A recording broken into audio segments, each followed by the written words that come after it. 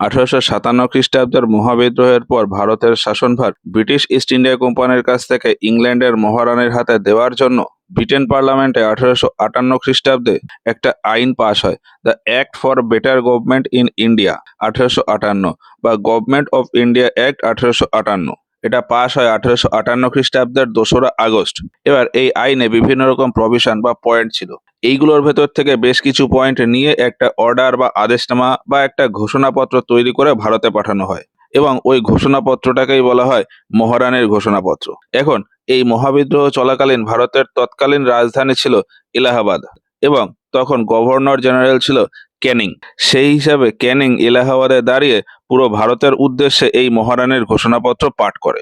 আর এই ডেটটা হলো 1858 খ্রিস্টাব্দের 1 নভেম্বর। তো ব্রিটেনে ওই আইন পাশ হয় 1858 খ্রিস্টাব্দের 2রা আগস্ট, আর ভারতে মহারানীর ঘোষণাপত্র পাঠ হয় 1858 খ্রিস্টাব্দের 1 নভেম্বর। এই মহারানীর ঘোষণাপত্রে মেইন যে পয়েন্টগুলো ছিল সেইগুলো হলো 1858 খ্রিস্টাব্দের গভর্নমেন্ট অফ ইন্ডিয়া অ্যাক্টের মাধ্যমে ভারতের শাসনভার ব্রিটিশ ইস্ট ইন্ডিয়া কোম্পানির কাছ থেকে ব্রিটেনের মহারানীর হাতে হস্তান্তর করা হলো। ভারতকে নিয়ন্ত্রণ করার জন্য ব্রিটেনে যে বোর্ড অফ কন্ট্রোল আর বোর্ড অফ ডাইরেক্টর ছিল সেগুলোকে সমাপ্ত করে দেওয়া হলো। এর জায়গায় ভারত নিয়ন্ত্রণের জন্য ব্রিটেনে থাকবে secretary of state for India. সেই হিসাবে প্রথম সেক্রেটারি হয় ব্রিটেনের তৎকালীন প্রাইম মিনিস্টার এডওয়ার্ড স্ট্যানলি, এবং বলা হয় যে এই সেক্রেটারিকে তার কাজে সাহায্য করার জন্য 15 জন মেম্বারের একটা কাউন্সিল থাকবে, যাদের বলা হবে কাউন্সিল অফ ইন্ডিয়া। আর ভারতে ওই যে গভর্নর জেনারেল পদ ছিল সেটাকে সমাপ্ত করে দেওয়া হলো, এবং এর জায়গায় নতুন একটা পোস্ট আসবে ভাইসরয়, এবং ফার্স্ট ভাইসরয় ক্যানিং। সেই হিসাবে বলা হয় যে ভারতের লাস্ট গভর্নর জেনারেল ক্যানিং, আবার ভারতের ফার্স্ট ভাইসরয় সেও ক্যানিং।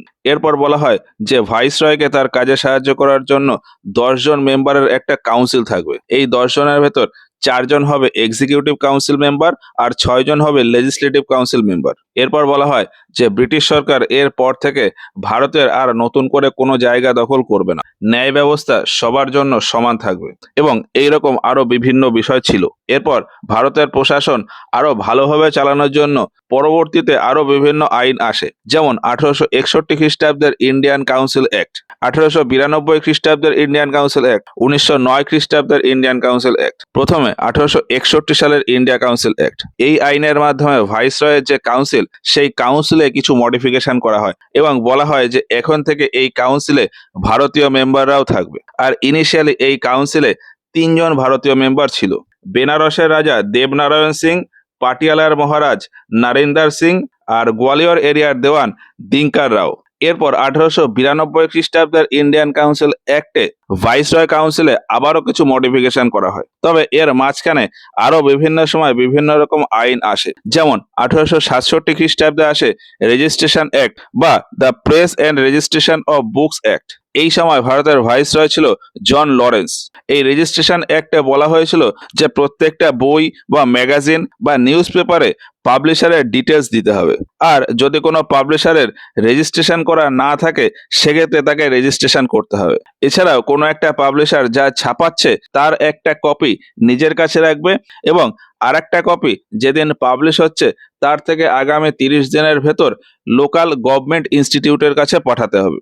তো সংবাদপত্রকে একটু নিয়ন্ত্রণ করার জন্য 1867 খ্রিস্টাব্দে আসে রেজিস্ট্রেশন অ্যাক্ট। এরপর সংবাদপত্রগুলোকে আরো নিয়ন্ত্রণ করার জন্য 1878 আসে ভার্নাকুলার প্রেস অ্যাক্ট।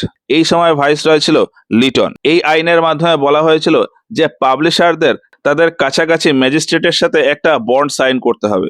ওই বন্ডে লেখা থাকবে যে পাবলিশার ব্রিটিশ গভর্নমেন্টের বিরুদ্ধে কোনো রকম কুরুচিকর মন্তব্য করবে না, বা এমন কিছু ছাপাবে না যাতে মানুষের ভেতর ব্রিটিশ গভর্নমেন্টের সম্পর্কে ক্ষোভ তৈরি হয়। ওই বন্ডে বলা হতো যে পাবলিশার যদি এই রকম কিছু ছাপায় সেক্ষেত্রে ম্যাজিস্ট্রেটের কাছে পাওয়ার থাকবে যে ওই ম্যাজিস্ট্রেট ওই পাবলিশারের ওপর যে কোনো রকমের অ্যাকশন নিতে পারে। পরবর্তীতে 1881 খ্রিস্টাব্দে গিয়ে রিপন এই আইনটাকে তুলে নেয়। এরপর 1878 খ্রিস্টাব্দেই আসে আর্মস অ্যাক্ট বা দ্য ইন্ডিয়ান আর্মস অ্যাক্ট। এই আইনে বলা হয় যে ভারতীয় কোনো ব্যক্তি ব্রিটিশদের থেকে লাইসেন্স না নিয়ে কোনো প্রকার অস্ত্র বা হাতিয়ার রাখতে পারবে না। এরপর 1883 খ্রিস্টাব্দে আসে ইলবার্ট বিল। এই সময় ভাইসরয় ছিল রিপন, আর তার কাউন্সিলে ল মেম্বার ছিল সিপি ইলবার্ট। এই বিলে বলা হয়েছিল যে এখন থেকে ভারতীয় জাজ বা ভারতীয় বিচারপতিরাও ইউরোপিয়ান বা অ্যাংলো ইন্ডিয়ানদের মামলায় রায় দিতে পারবে। এই বিলের বিরুদ্ধে বিভিন্ন রকম প্রতিবাদ হয়েছিল। শেষমেশ 1884 খ্রিস্টাব্দে এই বিলটাকে সংশোধন করে বলা হয় যে ইউরোপিয়ান বা অ্যাংলো ইন্ডিয়ানদের কোনো মামলা যদি কোর্টে ওঠে সেক্ষেত্রে জুরি সিস্টেমের মাধ্যমে বিচার দিতে হবে বা রায় দিতে হবে, এবং ওই জুরির ভেতর 50%-এর বেশি ইউরোপিয়ান জাজ থাকবে আর বাকিরা ভারতীয় জাজ থাকতে পারে। তো 1884 খ্রিস্টাব্দে এই যে ইলবার্ট বিলটাকে মডিফাই করে পাশ করানো হলো, তখন এই আইনটার নাম হয় criminal procedure code amendment act 1884। এবার ক্যানিং সম্পর্কে আসি। ক্যানিং ভারতের গভর্নর জেনারেল হিসাবে আসে 1856 সালে এবং 1862 খ্রিস্টাব্দ পর্যন্ত ভাইসরয় হিসাবে ছিল। এই সময় 1857 খ্রিস্টাব্দে মহাবিদ্রোহ হয়। তবে এই মহাবিদ্রোহের আগে 1857 খ্রিস্টাব্দেই কলকাতা, বোম্বে আর মাদ্রাসে 3টে ইউনিভার্সিটির প্রতিষ্ঠা হয়। 1857 খ্রিস্টাব্দের 24শে জানুয়ারি কলকাতা ইউনিভার্সিটি, 18ই জুলাই বোম্বে ইউনিভার্সিটি আর 5ই সেপ্টেম্বর মাদ্রাস ইউনিভার্সিটির প্রতিষ্ঠা হয়। এরপর 1857 খ্রিস্টাব্দে মহাবিদ্রোহ হয়। তারপর 1858 খ্রিস্টাব্দে আসে গভর্নমেন্ট অফ ইন্ডিয়া অ্যাক্ট। ওই 1858 খ্রিস্টাব্দেই 1 নভেম্বর মহারানীর ঘোষণাপত্র পাঠ হয়। তারপর 1861 খ্রিস্টাব্দে ইন্ডিয়ান কাউন্সিলস অ্যাক্ট পাস হয়। এই 1861 সালে আরো 3টে আইন পাস হয়: Indian civil service act, Indian high court act আর ইন্ডিয়ান পুলিশ অ্যাক্ট। 1861 সালের ইন্ডিয়ান হাইকোর্ট অ্যাক্টের দরুন পরের বছর 1862 খ্রিস্টাব্দে কলকাতা, মাদ্রাস আর বোম্বেতে 3টে হাইকোর্ট স্থাপন করা হয়। এর ভেতর কলকাতা হাইকোর্টের স্থাপনা হয় 14ই মে 1862 সালে। তবে এটা চালু হয় 1 জুলাই 1862 থেকে। এই কলকাতা হাইকোর্টের প্রথম চিফ জাস্টিস ছিল স্যার বার্নেস পিকক। 1862 থেকে 1870 খ্রিস্টাব্দ পর্যন্ত তিনি জাজ ছিলেন। এরপর 1862 সালে পাশ হয় আইপিসি বা ইন্ডিয়ান পেনাল কোড অ্যাক্ট। আর এর মাঝখানে 1859 খ্রিস্টাব্দে হয় হোয়াইট মিউটিনি। এরপর 1862 থেকে 63 খ্রিস্টাব্দ পর্যন্ত ভাইসরয় ছিল ব্রুস বা জেমস ব্রুস। এই সময় দুটো গুরুত্বপূর্ণ ঘটনা ঘটে। 1862 খ্রিস্টাব্দে ওয়াহাবি আন্দোলন আর 1863-তে আম্বালা ক্যাম্পেন। এরপর 1864-তে ভাইসরয় হিসাবে আসে লরেন্স, জন লরেন্স। তার সময়কাল 1864 থেকে 69। এই সময় ভারত আর ইংল্যান্ডের ভেতর প্রথম টেলিগ্রাফ কমিউনিকেশন শুরু হয় 1865-তে। এছাড়া 1864 সালের নভেম্বর মাসে অ্যাংলো ভুটান ওয়ার শুরু হয়। তারপর 1869 থেকে 72 পর্যন্ত ভাইসরয় ছিল মায়ো। এই সময় 1871 সালে এগ্রিকালচার বা কৃষিকাজ আরো উন্নত ও আরো ভালো করার জন্য তৈরি হয় department of revenue, agriculture and commerce. 1871 সালে department of revenue, agriculture and commerce. এছাড়া 1871 সালেই প্রথমবার ভারতের সেন্সাস করানো হয়, তবে সেটা সাকসেসফুল হয়নি। এরপর ভারতের রাজপুত ও অন্যান্য সম্ভ্রান্ত পরিবারের ছেলে মেয়েদের পড়াশোনার জন্য রাজস্থানের আজমিরে মায়ো কলেজ তৈরির কাজ শুরু করেছিলেন। তবে এটা শেষ হয় 1875 খ্রিস্টাব্দে। এছাড়া এই সময় 1872 খ্রিস্টাব্দে আনা হয়েছিল ইন্ডিয়ান এভিডেন্স অ্যাক্ট। ওই 1872 সালেই মায়ো আন্দামানের পোর্ট ব্লেয়ারে কালাপানি জেলে কয়েদিদের সাথে দেখা করতে গিয়েছিল। সেখানে এক আফগান কয়েদি শের আলী আফ্রিদির দ্বারা তার হত্যা হয়ে যায় ওই 1872 সালেই। এরপর 1872-এ ভাইসরয় হিসেবে বসে নর্থ ব্রুক। তার সময়কাল 1872 থেকে 76। এই সময় Prince of Wales Albert Edward সপ্তম ভারতে এসেছিল ভ্রমণ করার জন্য। এছাড়া 1875 খ্রিস্টাব্দের এপ্রিল মাসে বোম্বেতে স্বামী দয়ানন্দ সরস্বতীর দ্বারা আর্য সমাজের প্রতিষ্ঠা হয়। আর এর আগে 1872 খ্রিস্টাব্দে একটা বিবাহ আইন পাশ হয় যার নাম হলো নেটিভ ম্যারেজ অ্যাক্ট বা সিভিল ম্যারেজ অ্যাক্ট বা ইন্ডিয়ান খ্রিস্টান ম্যারেজ অ্যাক্ট। এছাড়া এই নর্থ ব্রুকের সময় বিহারে খুবই দুর্ভিক্ষ দেখা যায় এবং পাঞ্জাবে কুকা বিদ্রোহ হয়। এরপর 1876 থেকে 80 পর্যন্ত ভাইসরয় ছিল লিটন। লিটনের সময় 1876 খ্রিস্টাব্দে ব্রিটেন পার্লামেন্টে পাশ হয়েছিল রয়্যাল টাইটেলস অ্যাক্ট। এই আইনের মাধ্যমে ব্রিটেনের মহারানী ভিক্টোরিয়াকে ভারতেরও মহারানী হিসাবে ঘোষণা করা হয় এবং তাকে উপাধি দেওয়া হয় কেসারে হিন্দ। এই সময় ব্রিটেনের প্রধানমন্ত্রী ছিল বেঞ্জামিন ডিসরেলি। ভারতের হয়ে সচিব বা সেক্রেটারি ছিল রবার্ট গ্যাস্কিয়ন। এখন ওই রয়্যাল টাইটেলস অ্যাক্টের ঘোষণা ভারতে সবার উদ্দেশ্যে জানানোর জন্য 1877 খ্রিস্টাব্দে আয়োজন করা হয় দিল্লি দরবার। তো ব্রিটেনে ওই রয়্যাল টাইটেলস অ্যাক্ট পাস হয় 1876 খ্রিস্টাব্দের 27শে এপ্রিল, আর ভারতে দিল্লি দরবার আয়োজন করা হয় 1877 খ্রিস্টাব্দের 1লা জানুয়ারি। এই দিল্লি দরবার আয়োজন করার দায়িত্বে ছিলেন থমাস হেনরি থর্নটন। এখন ভারতে যে সময় দিল্লি দরবার চলছিল তার আগে পরে 1876 থেকে 78 পর্যন্ত ভারতে খুবই দুর্ভিক্ষের সময় চলে। এছাড়া 1878 খ্রিস্টাব্দে আনা হয় vernacular press act, Indian arms act, আর এরপর 1879 খ্রিস্টাব্দে দ্বিতীয় অঙ্গ আফগান যুদ্ধ হয়। এরপর 1880 থেকে 84 খ্রিস্টাব্দ পর্যন্ত ভাইসরয় ছিল রিপন।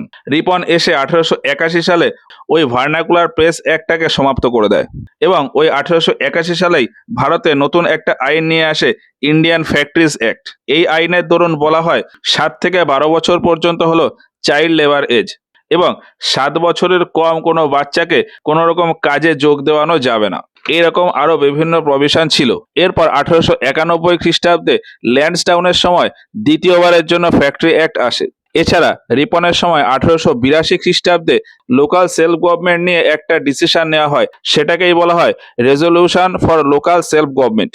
তো রিপনের সময় 1881 সালে ভার্নাকুলার প্রেস অ্যাক্টটাকে তুলে নেওয়া হয়, ইন্ডিয়ান ফ্যাক্টরিজ অ্যাক্ট আসে 1881 সালে, resolution for local self government pass হয় 1882 সালে। এরপর 1883 সালে আসে ফেমাইন কোড এবং ওই 1883 সালেই আসে ইলবার্ট বিল, যেটা নিয়ে খুবই কন্ট্রোভার্সি হয় এবং আলটিমেটলি এই বিলটাকে মডিফাই করে 1884 খ্রিস্টাব্দে ক্রিমিনাল প্রসিডিওর অ্যামেন্ডমেন্ট অ্যাক্ট বলে পাশ করানো হয়। এরপর 1884 থেকে 88 পর্যন্ত ভাইসরয় ডাফরিন। এই সময় 1885 খ্রিস্টাব্দের 28শে ডিসেম্বর ইন্ডিয়ান ন্যাশনাল কংগ্রেসের প্রতিষ্ঠা হয়। স্থান হলো বোম্বের গোকুলদাস তেজপাল সংস্কৃত কলেজ। এখানেই ফার্স্ট সেশন হয়। এই সেশনে প্রেসিডেন্ট ছিল উমেশ চন্দ্র ব্যানার্জি। এখন ইন্ডিয়ান ন্যাশনাল কংগ্রেস ডিসেম্বর মাসে প্রতিষ্ঠা হলেও এই 1885 খ্রিস্টাব্দের মে মাসেই অ্যালন অক্টেভিয়ান হিউম বা এ.ও. হিউম ডাফরিনের কাছ থেকে এই ইন্ডিয়ান ন্যাশনাল কংগ্রেস প্রতিষ্ঠা করার পারমিশন নিয়ে নিয়েছিল। তো ডাফরিনের সময় 1885 খ্রিস্টাব্দে ইন্ডিয়ান ন্যাশনাল কংগ্রেসের প্রতিষ্ঠা হয়। এরপর 1885 খ্রিস্টাব্দে তৃতীয় অঙ্গ-বার্মা যুদ্ধ হয় এবং 1886 খ্রিস্টাব্দে অ্যাটকিনসন কমিটি তৈরি হয় সিভিল সার্ভিস বা তার নিয়োগকে আরো বেটার করার জন্য।